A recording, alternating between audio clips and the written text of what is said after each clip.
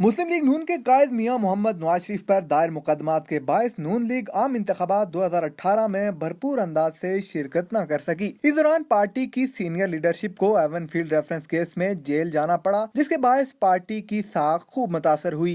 मैं मुस्लिम लीग की फतह के लिए नहीं, मैं जमहूरियत और आपकी फतह के लिए मैदान में निकला हूं। यकीन मानो, मैं वज़ारत उज़्मा हार कर भी पाकिस्तान को जितवाने के लिए निकला हूं मैदान में। आम इंतखाबात 2018 में वफाक और पंजाब से दूसरे नंबर पर आने वाली जमात मुस्लिम लीग नून अपोजिशन जमात बनकर उभरी, लेकिन पार्टी कायदीन और रहनुमाओं को ताहाल मुकदमात का सामना है। अगरचे एवनफील्ड रेफरेंस में पार्टी कायद मियां मोहम्मद नवाज शरीफ, मरियम नवाज और कैप्टन सफ्तर रिहा हो चुके हैं, लेकिन उनका मौजूदा तर्ज अमल सियासत से किनारा कशी मालूम होता है।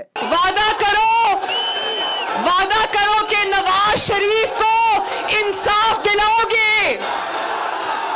भाइयों, बहनों, बुजुर्गों, आपकी मोहब्बतों का बहुत बहुत शुक्रिया।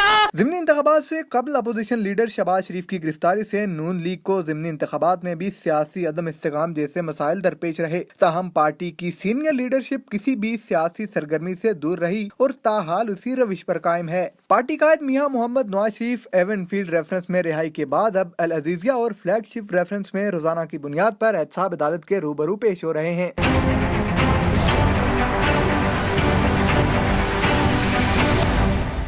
जबकि हाल ही में नून लीग की जानिब से बनाई गई सेंट्रल वर्किंग कमेटी में पार्टी की सीनियर रहनुमा मरियम नवाज का नाम तक शामिल नहीं किया गया, जिस पर मुख्तदर हलकों में काफी सवालात जन्म ले रहे हैं। प्रोडक्शन टीम के साथ सैयद फैसल अली, 7 न्यूज़, इस्लामाबाद।